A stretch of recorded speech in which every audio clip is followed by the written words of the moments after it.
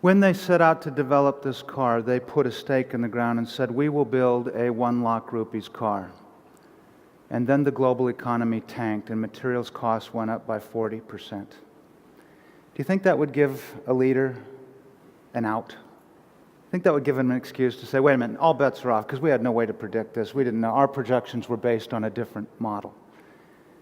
And yet Ratan said, we are not going to change our goal. We are going to use these limitations, these economic limitations, as an invitation to greater creativity. It's going to force us to think this through even more creatively. He didn't bitch, he didn't moan, he didn't make an excuse. He got with the team and he said, limitations are going to drive us to a higher level of innovation.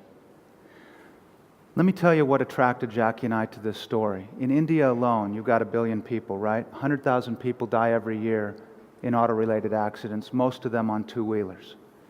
If he can put a dent in just 5% of that number in India, and then we extrapolate that to Brazil, to Malaysia, to Russia, to South Africa, to Mexico, and other developing parts of the world, think of the impact that he's going to have. And he has not stopped there. This car is now going to come out electric, and very soon we will see it in compressed air. Absolutely no emissions. This is a story about making a profit while making a difference. And here's the interesting thing. It has opened the floodgates in the auto industry for people to see what's possible. What if you opened the floodgates on value-based reimbursement? What if you were the one to open the floodgates in this industry that said, we've cracked the code, we've figured it out, we're not going to wait for the Supreme Court, we're not going to wait for these things, we're going to get out in front of this and we're going to build it, because it's going to come either tomorrow or down the road. We're going to get out in front of it now, and we're going to be the ones to open the floodgates because somebody had the guts to question the unquestionable. You have got to get every employee in your business to think and act like owners of the business. Why is this so critical? My answer is because they will see things that maybe you don't see. You can't know it all. You can't be it all. You can't do it all. That's not because you don't care, and it's not because you're not bright owners or managers. It's because you're not always at the point of waste or redundancy. So part of the challenge, I think, in this tough economic time is we got to figure out how do we continually become, we talk about innovation, like Smart Strand Silk. By the way, is that worth applauding here this morning or what? I mean, that's cool. That's product innovation, but you guys have also got to think about process innovation.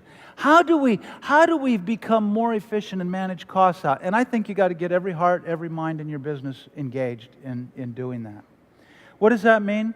I think it means starts by making me, as your employee, business literate. Let me give you 2 examples of what this looks like.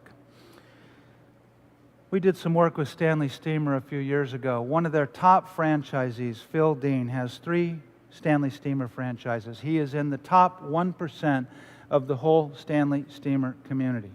He's a marketing professor turned Stanley Steamer franchisee. Every time he gets a cadre of new carpet cleaners in, and he told me, he said, no uncertain terms, he said, Kevin, I want you to know that our pick of carpet cleaners is kind of like the bottom of the barrel, right?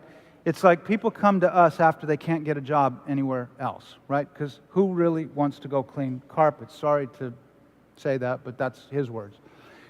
He said, we take a whole different approach. We sit them down for a day, and we run them through a rigorous orientation process. 1/3 of that day is how to read a P&L, because we want them to know what our numbers are.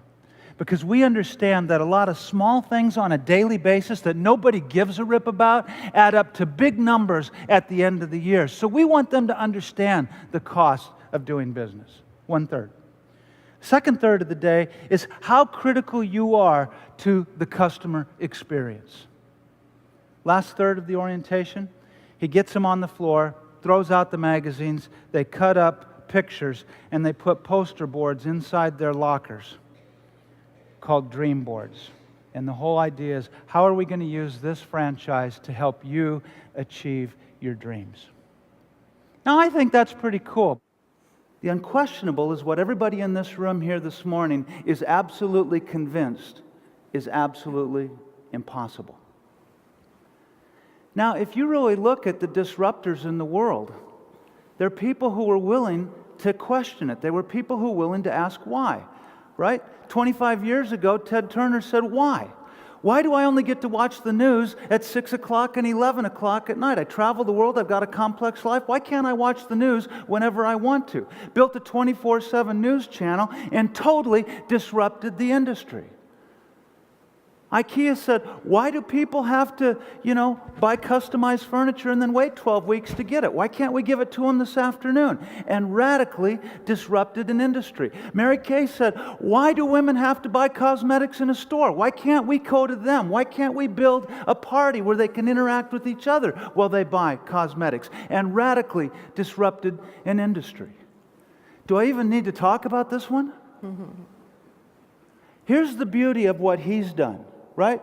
What did he ask? He said, why do people have to buy a whole album? Why can't I just buy the song I want? What's the magic of the iPod? Obviously, it's iTunes.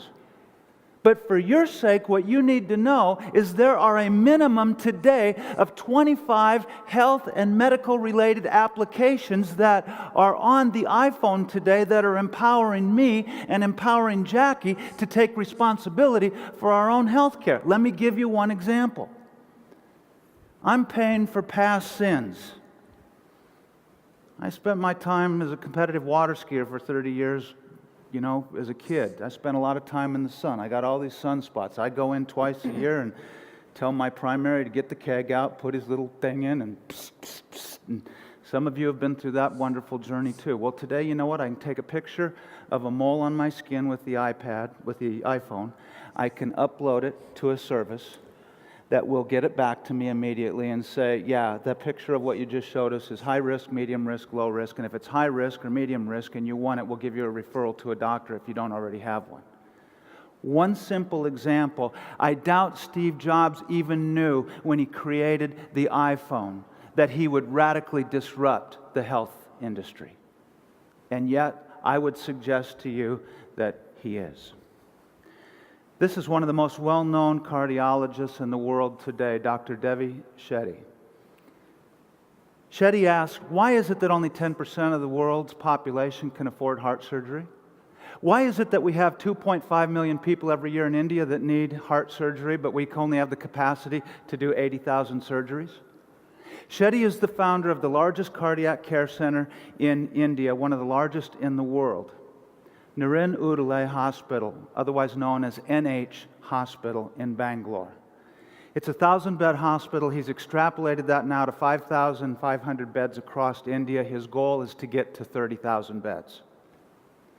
Shetty and his team are doing 7 times more open heart surgeries than our busiest heart centers here in the U.S. You say, well, what's his success rate? Well, how do we measure success in open heart surgery? We measure it by mortality 30 days after surgery, right? His mortality rate is 1.2%, which rates with the best in our country. You say, well, what's his hospital infection rate? His hospital-acquired infection rate is 2.8 per 1,000 ICU days. Again, comparable to the best in the world. Here's the deal. He's figured out how to do open heart surgery for less than $2,000. And of course, some of you in this room are going to say, well, obviously, in India, you got cheap labor.